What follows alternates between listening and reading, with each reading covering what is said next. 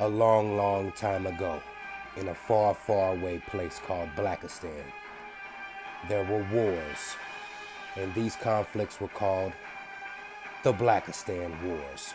And throughout these wars, there arose a man of royal lineage, and his name was BenjaminDeSouza. He brought forth a sword that will shine light in darkness, free the captive minds, and bring truth and justice. His eyes glimmered like ember. His skin was like fine burnished steel. And as he walked, behind him he left a glistening wake. This is the story of BenjaminDeSouza, the Prince and the Warlord. Yo, what's happening? It's BenjaminDeSouza here. Back with another classic. You know what? I like that intro. I do. I think I'm gonna start using that intro on all my vids. I mean, y'all let me know in the comment section what y'all think about it. But if you don't like it, just skip like a minute within my video. The intro is only like a minute and 9 seconds long, so just skip a minute ahead, there you go. But I'm here to take a few pieces off the chessboard, if you will, because in light of recent events in these YouTube streets, I want to address something now as far as it pertains to me and certain things that I espouse and certain things that I've said in the past, because I see this shit on the horizon. You know, it's going to be a lot of brothers who are going to revert to this third grade way of third grade tactic of trying to use ad hominems and trying to use a specific situation that I've spoken about against me to try to discredit me. You know what I mean? It's very, and what do I mean by that? I mean about the hypothetical scenario that I laid out when I said that I was willing to put my baby moms up in a townhome and pay all the bills to assure that my daughter is comfortable and well taken care of. And you know how niggas do. It's a very niggerish way of doing, way of operating. But this is what niggas do. Niggas don't listen to what you say when you're having a conversation with them. They're not listening. They're not listening for the sole purpose of getting edification and to sharpen their blade. And to, in essence, sharpen your blade. They're engaging in a conversation with you so that they can impose whatever psychoses that they're dealing with onto you. And they're not listening to you when you talk. They're hearing you. And they're hearing for something that they can grab hold of, something that you say that they can grab hold of, twist it, and now they can fashion a narrative behind that. I.e., like what I said about the scenario of putting my baby moms up in a townhome. Niggas didn't actually listen to the actual, logic behind it and the actual stratagem behind it. No, they heard it, and now they got a talking point, a narrative that they've grabbed, and now they can go to this talking point in this narrative and slam that card on the table whenever they're in a jam with me, whenever I pin their ass down with a hard question. Now they can slam that on the table and be like, oh, nigga, null and void, flag on the play. It's a very low brow type of low way of thinking. And people who use this tactic, not just talking about my personal situation, but people who use this tactic in general are very, very lowbrow and knuckle dragging in general. You know what I mean? It's kind of like, for instance, let's say you have an uncle that did like 10 years in the feds for drug trafficking or some of that sort, right? He gets out, he gets his life back on track, he opens up a barbershop, right? You're talking with him and he's trying to school you and put you up on game on how to get your entrepreneur shit going. But you want to be on some nigga shit and say, Unc, nigga, how you gonna tell me how to run a business when back in '88, nigga, when you was running these streets flipping 8 balls and shit, you went to jail. So I mean, you was a failed drug dealer. So how you gonna tell me about business? Even though this nigga is bubbling with 2 fucking barbershops that he don't even have to cut hair at. He just show up and sit in his own chair, don't cut hair all day, just sitting up in there talking shit. You know what I mean? And shooting dice. You know what I mean?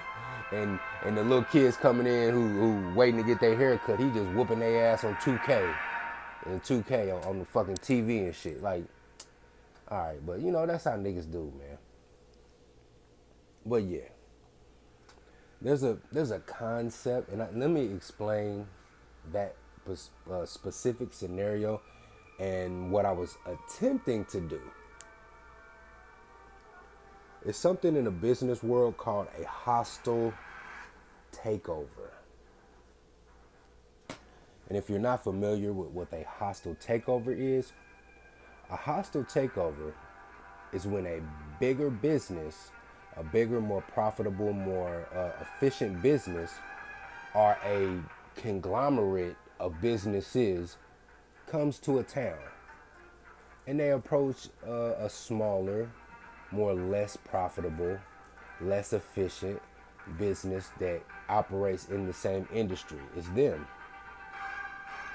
So the big business come to the small business and say, hey, look,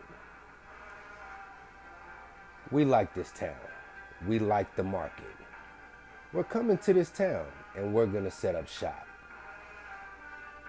Now you have 2 choices. You can either allow us to buy you out, or you can hold on while we financially strangle you, because we have the excess to lower our prices down to the point to where nobody will shop at your shop. Nobody will shop with you. Now, if we buy you out, we're gonna give you a nice sum of money. We're even gonna allow you to get stock so you continue to earn residual incomes from this portion of the business. The only thing is, your name that's on the side of this building, yeah, you have to take that off. We want your facility, and we want all your equipment, and you tell all of your employees that they work for us now.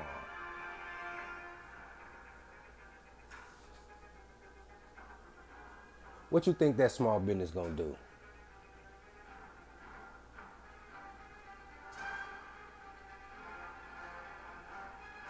There it is.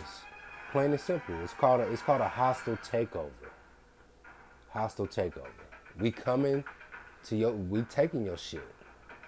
We taking your shit.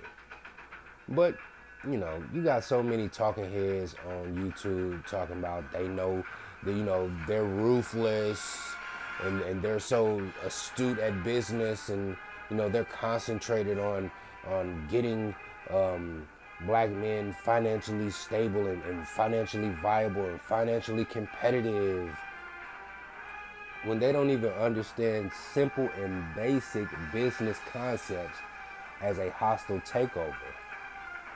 And they can't even use these simple concepts within their own personal lives. How the fuck are you going to be able to be a mogul and practice simple concepts like hostile takeover when you're not even astute enough to apply those same tactics within your personal life? I don't just talk about strategy, I implement stratagems within my own personal life. Now, unfortunately, my baby mama, she didn't accept the deal. She didn't take the deal. She was like, no, nigga, we not taking the buyout. We're going to wait you out. At that point, game on. But here's the thing. Here's the thing about my strategy and what I did. Now, at this point, see, I made her an offer that she couldn't refuse. She couldn't refuse that. If you as a mother get made an offer like that, you can't turn that down. If it's all about raising your child, if it's all about the betterment of your child, right? She couldn't turn that down. But she did turn it down.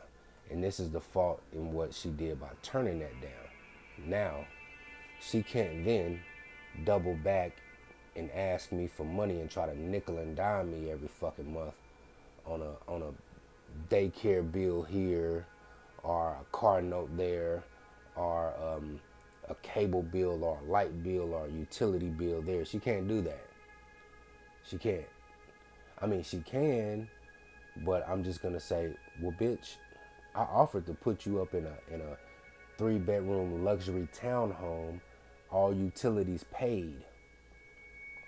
And then all the money that you make, you can do whatever the fuck you want to do with it. I offered her that.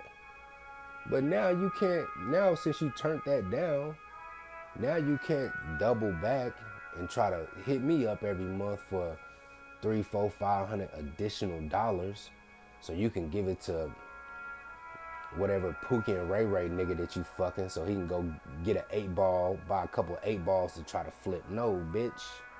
It don't work like that. Deal or no deal. You didn't take the deal on the table. Now you're gonna have to walk that shit down. You feel me? So, but shit, man. That's what it is. Hostile takeover, bro. I know some niggas might, since niggas are cuckoo for red pills, they're gonna jump all over this and be like, oh, nigga, you tricking, you a simp. Bruh. Just read Sun Tzu, The Art of War, 33 Strategies of War, 48 Laws of Power, Machiavelli, The Prince. Just do some reading, man.